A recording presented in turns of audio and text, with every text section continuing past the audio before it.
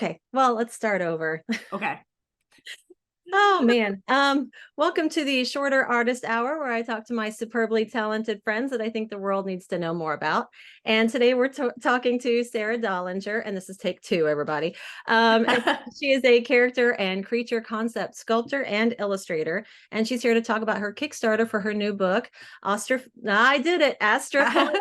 I keep wanting to say Astra Fauna. I don't know why. It's like it's some fancy cologne in Europe, That's but going to be my next product now. I'm there going to you make go. Astra Fauna Scent of the monsters or whatever. yeah. The cologne. It's coming. Nice. That'll be the next thing. That's going to be like The 2025. merchandise. Yep. Yeah. Got to fill up the merch table. Yeah. So, but one of the things I was struck with when I was reading about your Kickstarter was that you had 230 illustrations in this book, and that is mind-boggling. Yes. Are these full digitally painted, fully done creations, or So a lot of the illustrations in the book are concept art images that lead up to a fully realized illustration. okay? And yeah, so it kind of takes the creature from the beginning to the end. And it's funny because that's how the book started, like taking a creature from the beginning to the end. Now for my final two-ish chapters, I sort of was like, okay, we've done this. Like, so I started just getting more and more into world building. So like the final two chapters just have like extra creatures, and like I'm like, oh, this creature could interact with this one, and I have like anatomy shots and like more detail images and everything. So I branch out eventually too into a little bit more of the world building images as well. I've got a couple questions about your creatures. One is kind of like the chicken and the egg kind of question. I know you're into the storytelling element of as well. So do you like create the story of this character first and then draw what you feel like that should look like? Or do you kind of do sketches of this creature and then start to come up with the story of the creature? So for me, because I like to focus on creature design that is based in biology and anatomy, a lot of times it's I'm not going to say it's a little muddy in the beginning. However, I would say that in the beginning when you're just doing a creature, you sort of think of like a function that you want it to fill. And then so it could be really simple. It could be something like, I want a predator creature, they're nocturnal, and they're going to be the bad guy or the bad guy, because creatures aren't really bad, animals aren't Yeah, bad. But anyways, for the sake of like conflict and plot, the sure. bad guy. And just because I have let's say the planet is a desert planet or whatever, I'm like, okay, cool. I know mountain lions can frequent kind of like, deserty areas, or maybe a Gila monster, or, something like that. Yeah. And then you sort of have your base. You're like, okay, cool, scary predator creature. Let's go with a Gila monster. They're awesome. And it's based on a Gila monster. And then that's your role that the creature needs to fit. And you've already got a little bit of like, okay, we're going to be pulling from reptiles. Then form follows function is the popular thing to say. Okay. Okay, so like if it's a predator, okay, how does it hunt? So you have to figure out, does it run fast? Does it ambush predators? Like, is it more like a crocodile? Is it more like a tiger? And then that's where your stuff can get really fun at that point, because you could say like, okay, let's do the Gila monster, but it's fast. So it hunts like a mountain lion or a tiger or whatever. So then you think like, what would a creature that was kind of like a Gila monster, but like a really fast cat-like predator? And then you blend all those together, and that's how you get the creature. And so that's like how you make the creature character, I suppose. Then what I would often do is all my chapters have a protagonist, the scientist character. And I wanted to be like, okay, so this is the scientist character, and I developed their personality. Okay. And I was like, so this humanoid is going to go to this planet, and based on their planet and based on these creatures that I have developed, what story am I going to tell? And that's kind of how I arrived at the stories that I wrote for each chapter. And each chapter in Astra Fauna is like a new scientist character in a new world dealing with new Interesting. things. And one of the things that I found very rewarding about writing the Astra Fauna stories is they're probably some of the most meaningful and touching and deep stories that I've written, a few of them. And some of them are very lighthearted. But it was one of those things where the protagonist characters that you write are always kind of like little chunks of you. So Oh, I really dove into that a little bit, and it can be a bit uncomfortable. Like there's definitely points where I had to stop and take breaks, because like it's that saying from Neil Gaiman. It's like something like, when you're writing, if you feel like you're walking down the street naked, you're almost there. So you want to imbue your character, your protagonist, with that piece of you that you're a little bit not okay with having people see. And then that's scary. yeah, it is. It is. It's a little bit, it's uncomfortable, and you get a bit used to it, but in the beginning it's really uncomfortable. And then at that point, the character sort of becomes real. Like when you imbue it with that little bit, at that point people are like, I can identify with that character, because they don't see me anymore. They start seeing themselves. So I'll give a character a little piece of me, but a little piece of me is probably very similar to aspects that other people have. So then they start identifying with those characters, and like, one might talk to them louder than others, but that's how you kind of get life into that person or that creature. Well, everything you said is like, I have so many questions from like the science end to the storytelling, but Sure. you were telling me some of the stuff about how you got more into the storytelling, or that you knew that the book needed more of that element. And it's fascinating to me, because I usually think of somebody as, when you're an artist, but I guess if you've got that creative brain, then that can also segue into the written arts as well. And I love that. But yeah, tell everybody about your learning Sure. process at Monster Yeah. Creation. Sure. So yeah, we were talking about this a little bit earlier. Is initially Zero Drag Murder Mouth, which was the original name for Astra Fauna. It was supposed to be a like nice little sweet, little tongue in cheek, cut and dry, like spruced up creature design portfolio that was like, I can take a creature from start to finish, and that was it. And it was very art heavy. And I also had another book, which was a illustrated novel, a historical fiction called Seen and Unseen. That was my first major book project. That's cool. It thank you. And so I went to Monsterpalooza 2019-ish, and I had both books on my table, because I had like a preview book. It was like a chapter and a half of Okay. Astra Fauna, and then Seen and Unseen. So I had my illustrated novel with all the story, and then I had my other thing with like very, very minimal story and a whole lot of pictures. And I noticed that the crowd identified with the story one and not really with the picture one. And so I realized very early on in the project that I needed to completely pivot, and I needed to take what I had drawn and inject elements of story into it. And this makes a whole lot of sense. Like now, knowing what I know, it's just like, in general, humans just as a species, I suppose, identify with stories, and like we're always drawn to stories. We've told stories forever. That's part of what makes us human. So having that absent from the first version of the book was not helping me. So Yeah. I knew that I needed to get that in there. And that's why the creation of the book was a bit muddy at first, because I had a whole bunch of art, but I didn't have a whole lot of story. And so I had to learn how to create something that was like unified. So I had to make story for art, and a little bit vice versa sometimes. Yeah. However, I will say that one thing that helps you learn to do that is playing role-playing games. I've never played role-playing games. Yeah, I learned like I would say that playing stuff like D&D, or like any tabletop role-playing game, Yeah. it really helps when you end up playing for a couple years. I think it's great to learn how different people tell stories, and how people can mesh a story into a world, and vice versa. So I would say, if you're sitting there and you're like, man, how do I learn how to write stories? A great way to start is to start playing role-playing games with your friends, or join a group, and then you can see how other people do it. Yeah. I remember Learn growing from up, my that. best friend, she had an older brother. So him and his buddies would like take over the basement, and they would play Dungeons and Dragons and all of that. And we would Yep. sit off on the side. And I was always fascinated with the cards. I would be going through and looking at the art and everything. But I always liked those people. But I still have yet to play. I have some games upstairs my husband and I bought. We're like, we're going to do it, but still haven't done it yet. Yo. I did want to ask you though about the science element. I think it's so cool. You've done scientific illustration, Mhm. and I'm sure that feeds how you build your creatures. So I was a girl that grew up loving nature shows, everything science, everything critter.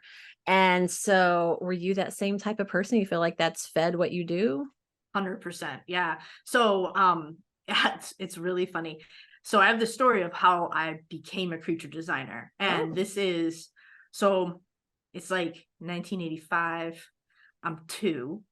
I have my mom's ancient black and white TV with the rabbit ears and the 2 dials. And yep. I figured out in my little 2-year-old hands to adjust the dials on it to be on PBS. And I would wait until it was a documentary called Nature would come on. And I'm 2 now. I mean, no offense, but I wanted to watch The Man with the Funny Voice, and that was David Attenborough, because Oh, nice. I didn't know what England was Sure. because I was 2. And Mhm. so, but I knew that if The Man with the Funny Voice had a show with animals, it was going to be good. Yeah. And to this day, I am still watching David Attenborough's BBC documentaries, and I still love it and everything. But that's how early the little seed was planted Yeah. in my head. And I would watch as many nature documentaries as I could as a little kid growing up.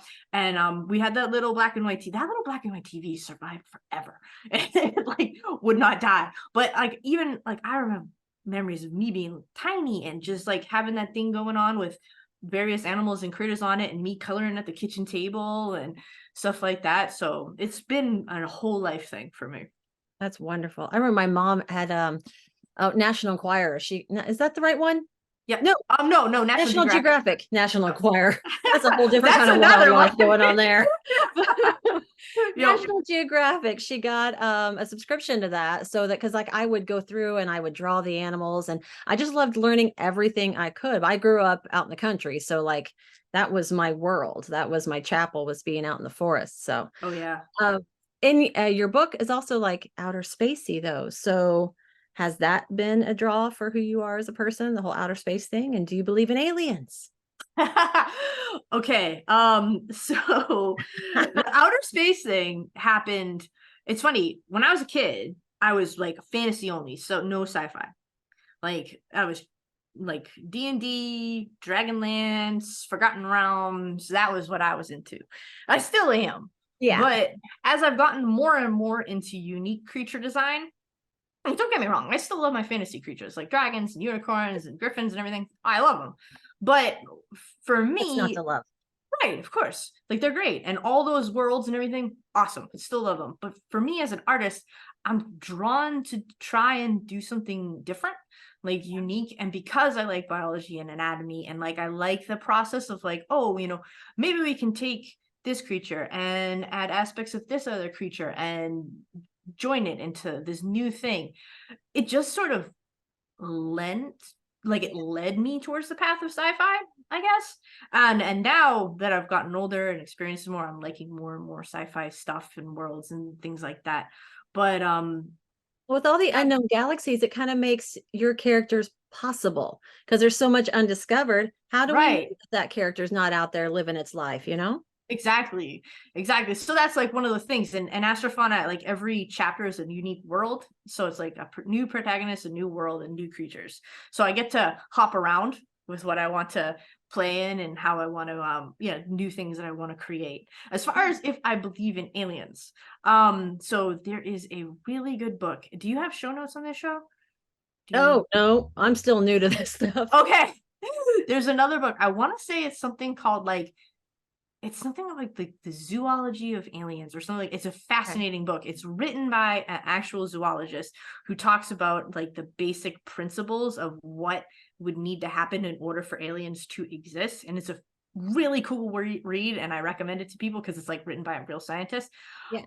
And if I was to say, do I believe in aliens? Not like, I don't know if I will go so far as to be like humans with blue skin on another planet, but like maybe like the primordial soup with like one-celled animals and stuff like that. Maybe. I mean, I it's think it's crazy to think that we're the only things living Yeah, anywhere.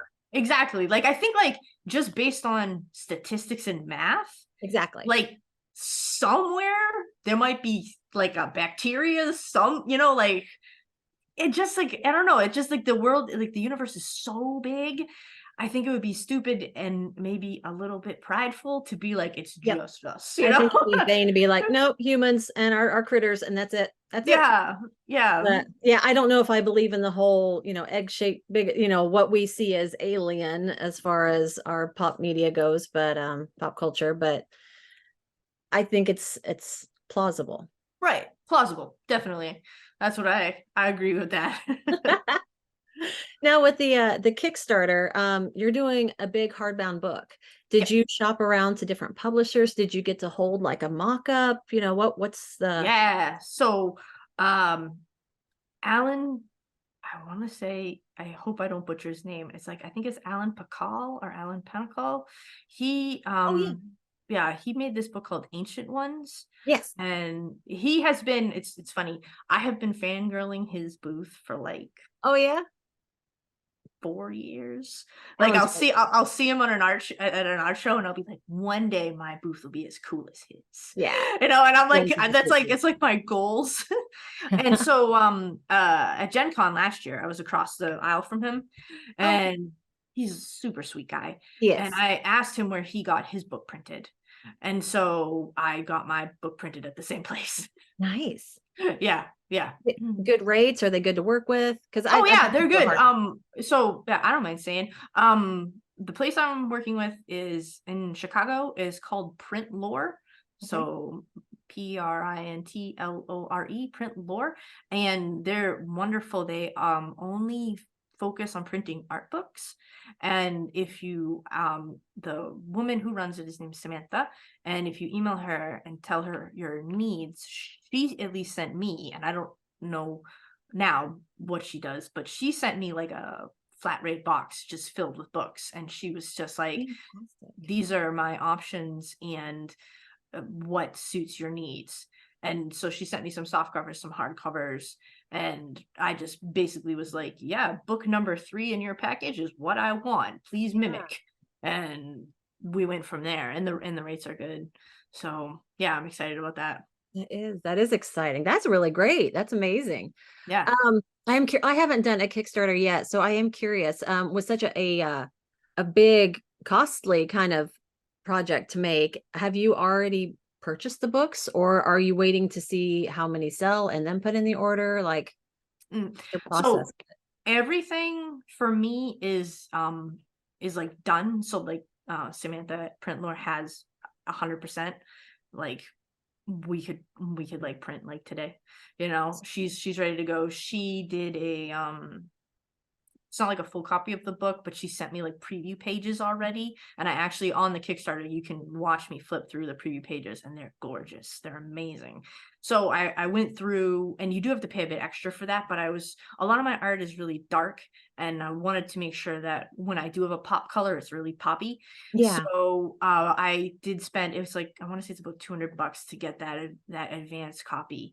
And I did, such a big project. It's worth it. for such a big project, it was worth it for me. I agree. And so I got that, and they just absolutely nailed it, crushed it. It's beautiful. So I saw that, and so essentially, like, now it's just like run the Kickstarter, get the funds, and like, hit the go button. Yeah, So and I will say, it's gonna have to, this is my first Kickstarter, so we're gonna have to see where it goes. But as it's a far big as, one for your first one. yeah, I know. Yeah, apparently I don't do anything small. Uh, It'll go great. I hope so. I hope so. But for me, when I was chatting with everyone, people were like, oh, based on the Kickstarter, you might add another chapter of the book, or like add gold to the cover, or whatever. And like I've said, I'm not the best at math. It's not that I'm not the best at it. I'm just very slow. And I have that thing where numbers flip backwards in my head, and Okay. I don't know what it's called. But anyways, Is it dyslexia? It's like dyslexia, but with numbers. Okay. And so I have to do my numbers like 4 times, 5 times. Like I did all the numbers for the Kickstarter. I like went over my numbers like again and again and again, like for a week to have it all done. And I mean, it's good, everything is checked out. It just takes me a bit to do. Yeah. I can't be agile with numbers. So because I can't be agile with numbers, I was just like, this is the book, this is how many pages it is, and this is the quote from the printer for this exact book. Yeah. And the other thing, and so my budget is based on those numbers, which are set and hard, and I've got them. And then the other thing is because the book is ready to print right now, those numbers are still going to be good. And the thing that I'm concerned of is like now, because we have supply shortages and this and that, it's like you might be like, okay, let's say I run my Kickstarter now. It's June and you have a stretch goal. And that stretch goal is like, we'll add an entire new chapter to the book. By the time you do that, your quote is bad. Like your quote numbers might go up because the price of paper or ink might have gone up. So then all of a sudden the numbers, which I had to like painstakingly do, are no longer accurate. And then I'm not making any profit on my Kickstarter. And I don't want to lose money, obviously, on my Kickstarter, Sure. which I've heard people do as sometimes can happen as well. And that was like, that's a nightmare scenario. So for me, all of my stretch goals, because my next step with Astra Fauna will be going into the role-playing game worlds, the TTRPG worlds.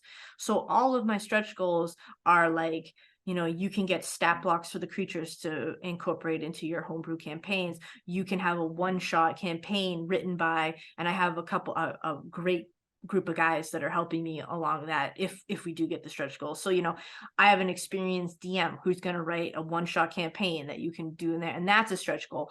But all these things don't impact the cost of the book, which is all the budget is based on that cost of the book. Yeah. So That's smart. I mean, people advise me not to do that, but I was just like, I don't know. It's like one of those things where I a little bit of like know thyself. It's like I can't do squirrely numbers, so I don't lock that down. And and we have to figure out how to do it that way. And if I have my numbers locked down and I have plenty of time to calmly sit and look at them and do them, then I can make sure that I can actually not lose money. So Well, with the squirrely numbers thing and stuff, what are you doing as far as shipping? Are you doing the whole if it fits, it ships sort of thing? Are you doing international? Are you doing US? I mean, yeah. Yeah, so I am doing US only for the Kickstarter.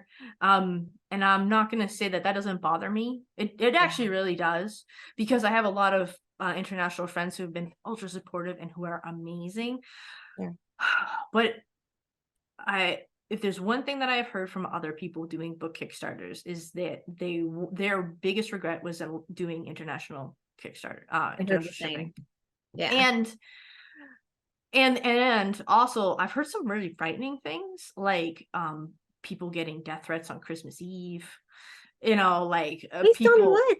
yeah, like, oh, I'm in a foreign country and I'm mad that I don't have a $50 book, like, and I'm like, is that worth a death threat? And so like some of the people that I've spoken to have experienced these really horrific things. And I was just like, this is my first Kickstarter. I am a one-person company. And so I have on my Kickstarter a sign-up sheet, a waiting list for international shipping. And so what I'm going to do is I'm going to run the Kickstarter, learn how to run a Kickstarter, because this is my first time. Sure. Learn how to do fulfillment with the United States. Then I will open up to international shipping. Then I will reach out to those people who are on the waiting list, and I will get the book to them. But I just, it was kind of the death threat on Christmas Eve story that clinched it for me. I was like, I can't open myself or my loved ones up to that. So, and it's horrible that that's a thing that you have to consider, but you do. And I just, I couldn't do that for my first go around, and maybe my second go around, because I'm going to lean more into the TTRPG space and I want to make a role-playing game. I'll probably have a group of people that are involved with that. And then maybe those that, like, because it'd be more than just me and my dog who are doing this, then we can do international shipping with that Kickstarter. I like the So list idea though, because so then you can just focus on those people in those countries instead of being kind of overwhelmed by the vastness of all of it. And exactly. I know, like, there's a, I have a landing page I made in MailChimp. They can sign up. It is like a little tag. So like, I'm international and I can reach out to those people directly and make sure that they get the book, and hopefully it'll be pain free for everyone.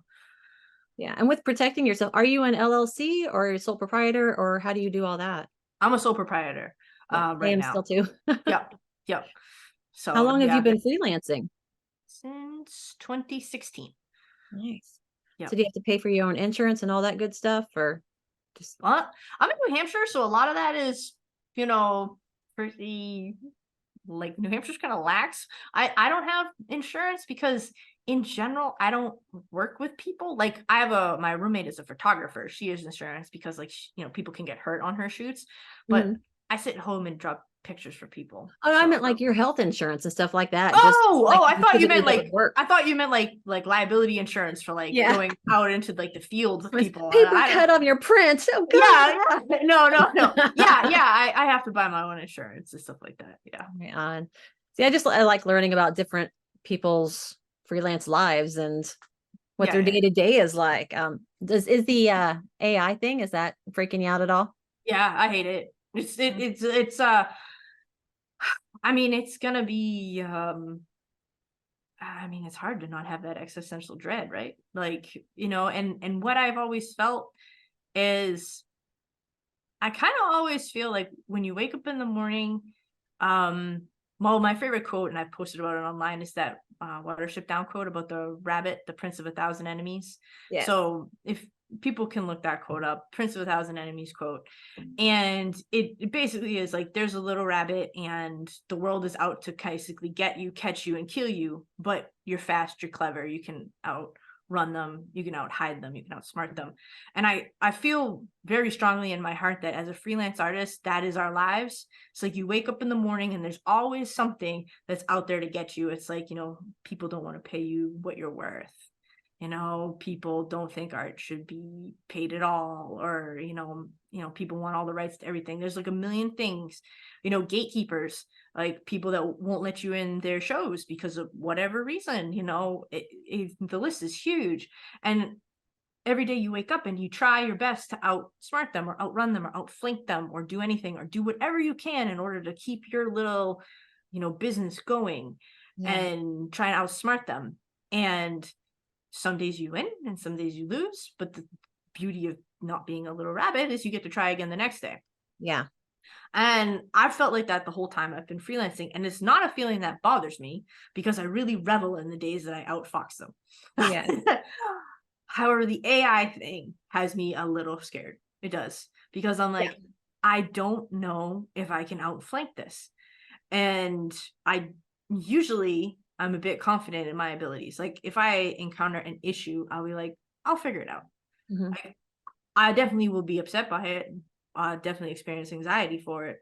But in my heart of hearts, I'll be like, I'm gonna figure out how to beat this. Yeah. And I don't know if I know how to beat that. And my hope and my guess right now is the way that artists will beat the AI thing is making projects like Astra Fauna, because you can see all the AI art that you want. You can read all the AI stories that you want. But if you want to see Astra Fauna art and read Astra Fauna stories, then that's like something you can get from me. And I guess like fan art or derivatives can happen and stuff like that. But if you want that, like, if you want the official stuff, then you have to get that from me. And that's my hope anyways, is that people will like the product enough to want to have the official stuff that is created by me, or me and my hopeful team of people to make the role-playing game. Yeah. Yeah. I mean, it is obvious that, it is taking and will take some of the low hanging fruit as far as book illustration and stuff like that. And I can say as an art director that I will never use it for the company I work for. And I'm hoping that there's just enough people out there, and the people I talk to at conventions and stuff, that truly love what another human makes, what another human soul came up with. And Right. I think if we have enough of those people in art direction jobs and just as collectors and all of that, that we'll be fine. I think what's the industry is definitely taking a hit, but I like that everybody's kind of rising up and having their Oh, voices be heard and fighting it. And I like the amount of fight, me like too. the group with Carla Ortiz in it. I'm Yes. really, really rooting for them. I've signed all their petitions. I've Me been too. trying to share. Yep, Yes. yep. I I've am signed all on their board. petitions. I've sent them some money. Mhm. So here's hoping. Here's hoping. Yes.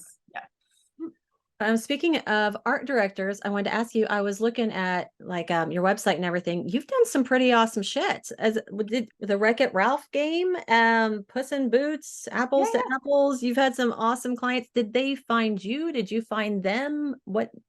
So the ones that you just mentioned were when I was working at a video game studio.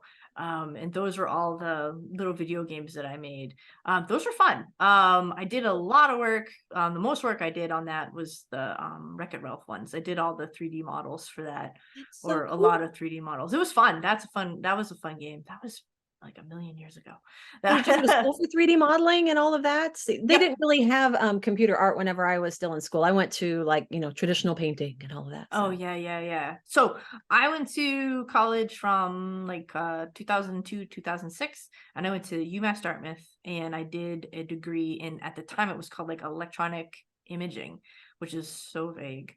But essentially it was a blend of graphic design, 2D animation, and 3D modeling and animation. And then I took it was like an elective, it was like an independent sort of study class. I learned like the Unreal Engine and stuff like that. I was drawn to the 3D modeling like immediately. Um and around 2008, 2009, I went back to school at night to do just 3D modeling and animation. So I got a certificate from the CDIA at BU for that. So um yeah, I've done, oh, and then after that I did a ton of self-study as well. yeah, But yeah. good for you. Thanks. So how did you find these companies to work for? Did you just randomly Google and be like, hey, I like their work. I'm going to send them my resume and see if they'll like me or Sometimes, yeah, yeah, like let's see, like Paizo, that's how I got, I think, work from them. I just did like a cold email. For Dungeons and Dragons, Wizards of the Coast, I believe I got scouted at Gen Con. For the scientific illustrations, they found my portfolio online and reached out. right. All the video game stuff was basically I was hired by like the video game company and then the clients like came to them. So I was just an artist that worked under that umbrella. Yeah, a lot of my book publishing clients, it's definitely a cold email. Oh, And then and now I'm at the point. My video game client now saw my portfolio on ArtStation, and now I'm at the point where people are just sort of starting to come to me, yeah. which is great. But I will say, uh, being at Gen Con, if there's one thing that you are going to do, be Mhm. at Gen Con. Like I you tried. They get, didn't take me this year. Are you going this year? I did, yeah, they didn't take me either. I have to be a vendor, so I got in as a vendor. So yeah, be at Gen Con. But Gen Con is like insanely competitive. Yeah, So if you can be a vendor and guarantee your spot, that's what I would do. It's more that's a good expensive. idea. It's a lot more expensive, but Yeah. you guarantee a spot. And Well, see, and I'm a Hoosier, so I'm going to be going anyway. I'm going to go to see everybody and hang out, and I'm going to be oh, helping Steve Najarin with his booth for a little bit, so he could take cool, you're lunch helping breaks Steve. and stuff. Nice, nice. Yeah. If you're around, you should get dinner because Yes. I'm gonna be there. Hang out. We'll have a beer or something. Right, exactly. I always go out to dinner with Steve, so it'll work out. There you go. Yeah, but yeah, I got in as an artist in 2020 and I rolled it over. And so I was in the art show and then I got rejected to the art show this year. And then, but I had already applied to be a vendor. So I didn't even bother with the waitlist stuff. I was just I like, should have. I'm just going to be a vendor. And yeah, it is more expensive. I think the first year as a vendor, it's like 1,500 ish and then it jumps to like $3,000. So it's not cheap at all, but you guarantee your spot. So, Yeah. you And know, I hear the money, it happens. I mean, you make yeah, your money back. The Yeah. money's there.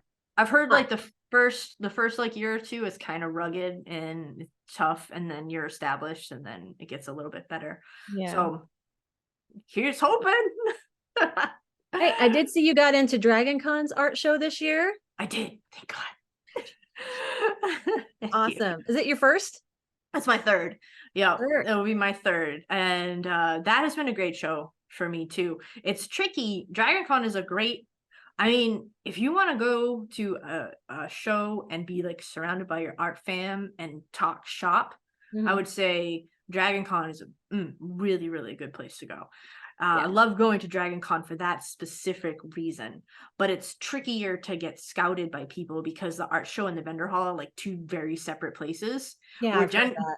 Gen Con is all in like one giant pit. Mm. It's like everyone's mixed, so Yeah. it's easy to blend.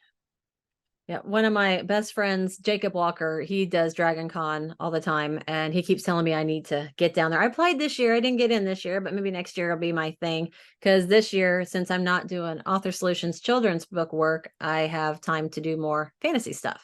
Oh, So I nice. feel like I'll have a lot more things to pitch for next year. So that's good. Dragon Con is crazy hard to get into. It's Yeah. like, so don't feel bad. Yeah. It's so hard. Like they just told me I got in like last week because they've been staggering their acceptances. So I was like, I don't think I got in, guys. But I got in, so thank God. Oh, that's awesome. And I look forward to seeing all your pictures and stuff. Will you have, oh, you will have the Astra Fauna books. I said Yeah, Astra Fauna. I said it right. yeah. Um, book by then. So are you going to be doing a whole pitch for it whenever you're down there or? Well, it's tricky because it's like I'm not 100% sure I'll have the book because like you don't because like the book like has to come from overseas and there's Okay, like that's right. So you even though the never Kickstarters ran, even yeah. though the Kickstarter's run, it's like I don't want to count on having the book. So my current plans, actually, my backup plan is I'm in like I'll be talking with the printer and whatnot, but I'm gonna have like some kind of cheaper softcover copies that I Oh, can that's awesome. get. Mhm. Like I obviously I have all the files, and it won't be the big fancy hardcover book, but you can still have a conversation about the book if you have the cheaper softcover copies. So my backup plan for those shows is to have the cheaper softcover copies, and just to at least have the conversation and bring people into the world and because I've been going to these shows like Dragon Con's like my third time there, so people are starting to recognize me. And one of the reasons I pushed so hard to have the book done is because I didn't want it to be 3 years in a row to be like the book is totally coming. It's Yeah, yeah, totally coming. Like I was like, come on, accountability here. yeah. So I want to at least have something on my table to be like, I did it. I promised you I was gonna do Neat. it. Yeah, it's real. Yeah. So while you were working on this Kickstarter, did you have any surprise challenges that hit you out of left field? Oh yeah, big time. They're sad. So prepare. So I started like making it in 2018 in August, and it was going wonderfully and it was going quickly. And in January of 2019, that's when my dog Dodger got diagnosed with lymphoma. And we had a big fight there. It was a year and a half and he didn't make it. So he passed away in March of 2020, and a lot of people remember what also happened in March of 2020. So I had chemo and then the passing away of my dog. And in March of 2023, things happened. We closed down. We started doing shutdowns for COVID. 1 week later, my gym shut down, and 1 week later, my dog died. And that all happened within 3 weeks of each other. And so, like, talk about getting the wind knocked out of you. I just like it felt like everything crumbled all at once. It just like I just didn't have any go in me like at that point. And then obviously COVID was a lot longer than they had said in the beginning, and that did not help. So I went into a pretty severe depression, and climbing out of that has taken pretty much the beginning of this year, I'd say. It's been quite a long journey getting out of that. I feel a lot better now. And, I've taken a ton of steps to get myself back to where I was, kind of like, I'm used to being like a high energy, sort of bubbly, sort of like, intense, ready to do anything, go anywhere. And I just was not that for about 2.5 years, 3 years. Yeah. And now I'm going back to my old self, which is really great. But it took a long time, and it's been a long journey. And so that's one of the reasons that making Astra Fauna took a long time, because I kept plugging away at it. But it was like, normally when I start a project, I'm like a little train. I'm like, we're going, we're doing it. It's going to happen. And it just like, it was like I traded in my super fast bullet train for like a cart pulled by a donkey. It was just like, it was like, and one thing and another Yeah. thing. And then we rest and one thing. And it's been a slog. So I am proud that I got through it, Yeah. but it was really hard to do. I want to say, yeah, there's no way I around it. struggle with depression, and I've been dealing with a lot of it now ever since, being laid off from the publisher I worked for full time. No. But I know you also work out a lot. Do you think that that helped? I know trying to stay active has been helping me with the depression. And Oh I know, yeah. yeah, Working out, I think, and that's one of the reasons that it was so devastating, was because like if I just had my gym clothes and like I would have been okay. If my dog had just died and I still had my gym, I probably would have been okay. But it all went away all at yeah, once. The gym for me is very, very healing. It's medicine. Like, I worked out this morning. I worked out yesterday morning. I love weightlifting. Weightlifting is my go-to, but I would say that if anyone wants to bring fitness into their lives, I'd say the best advice I ever got was do whatever is fun, because you're gonna do that like consistently, and moving in any way is more important than moving perfectly. So if someone's like, oh, the best way to lose weight and have the perfect summer body or whatever is to lift weights, yeah, and you're like, well, I hate lifting weights, then you're not going to lift weights. And so I think that like whatever it is, if you like dancing, dance. If you like yeah, basketball, play basketball. If you like lifting weights, lift weights. If you like walking the dog, go for one extra walk a day. Like, just absolutely. do anything that makes you happy. Or anything, if you really, really hate exercise, do anything you can stomach, and then do it. But I think exercise is just it's been enormously healthy and helpful for me. And normally my mental demon of choice is anxiety, not depression, which is why I wasn't really I guess I didn't have the tools to deal with the depression. That I was like, I don't know They're this close. one. They're close sisters, anxiety and depression. They hang out Yeah, together. they Mhm. hang out, but I'm just like, I'm used to A and this is B, and I don't know how to do you. Yeah. So, You're but new and uninvited. Great. exactly, yeah, I was like, why are you here? But as far as anxiety goes, at least you can like kind of run off your cortisol. And I frequently do that pretty much daily. So it's been really good. I do recommend. Well, all right. We've been chatting a long time. I feel like I still have a lot of questions, but I mainly want to ask, as a professional who's killing it, do you have any advice for the new youngins coming up?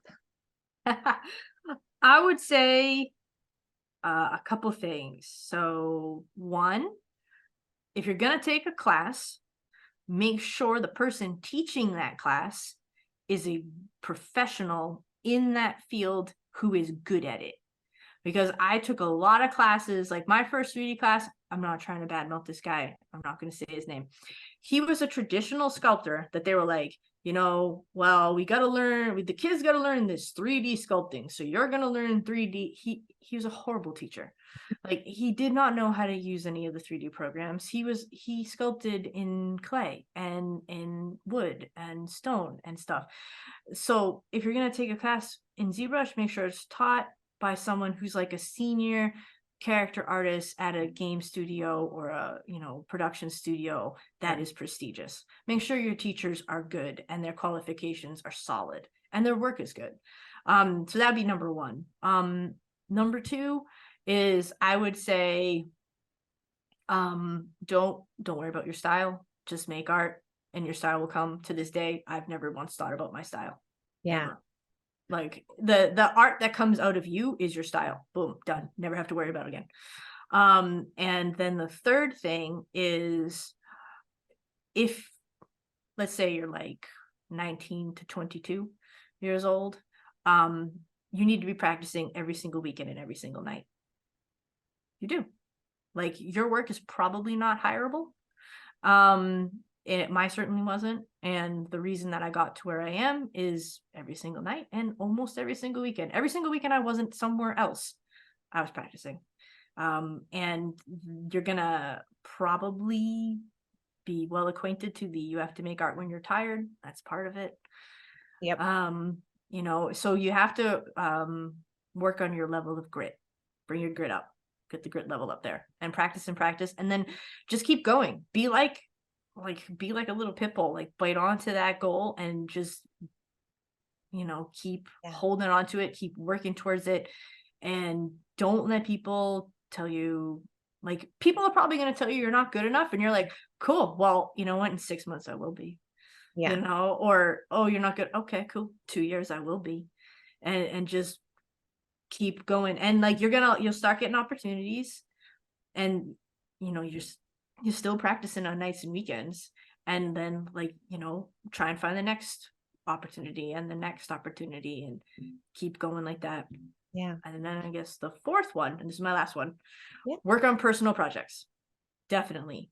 For You sure. need a personal project. You need a personal project a lot more than a low budget job. It would be better for you to have a job at, like, I'm just going to say, like, something simple. Like, in my town, everyone worked at Dunkin' Donuts. It's a little fast food restaurant. Get a job at Dunks and make your personal project at home nights and weekends, because the personal project that you make that isn't influenced by a studio that has no budget and therefore probably doesn't have the best people critiquing your work, it'll be better if it's just in you. So I've found, like, everything that I've done that has been very low budget or no budget, the people who are critiquing that are actually, like, what is it, bringing the quality of the art down more than would it be if I had just done it on my own and gotten critiques from peers or the teachers that I'm doing there. And then you have a good portfolio piece to then get you to a nice paid position where those people are experienced enough to then give you a good critique to get you to the next paid position. So that's what I would do. Yeah. And I want to piggyback the advice on that, is like, and then once, you get the jobs, be a joy to work with, be the person that meets deadlines, that's pleasant to talk to, that is receptive to the art direction and back and forth. Because if they have a choice between two artists and you might be a little better at the rendering and all of that, but this person here, I know that they are going to meet my deadlines, they're going to show up, they're going to be there, I'm going to hire this one. Yeah. So be reliable, be professional, and be badass and original. Yeah. Yeah. Just like Miss Sarah. So thank you. well, do you have anything else you want to throw out? Well, I guess real quick, I'll just plug the project. So my Kickstarter goes live on June 14th. It runs till July 13th. It is a 5 short stories, 230 plus images with system neutral stat blocks for every creature and NPC mentioned in the book. It serves as, well, you can enjoy it for the short stories, you can enjoy it for the art, and you can also use it as a lore book to dovetail into your TTRPG homebrew campaigns. And yeah, it'll be, full color hardcover book. It's really nice. I've seen the preview. And so yeah, that's it. So please join us on June 14th for that. Oh, yes, and this will be going live that day, and I will post the links and everything with this video so that people can go directly to it after watching it. Awesome. That'll be great. Yeah, so that'll be it. Awesome. Well, give my love to Sweet Little Ink. I'm sorry I didn't get to see him. And He's not even in the same room. He's mad because it's hot now. So he's like, I shall not leave fan. yeah. My sweet Penny, she's 11 now. She's laying in front of the air conditioner vent. So Yeah. yeah. Yeah. Well, thank you so much. Best of luck with the Kickstarter. I'm gonna go get off here and check it out myself. And For sure. yeah, thank you so much. Thank you. I really appreciate it. Thank Of you. course. Talk to you later. Bye. Bye.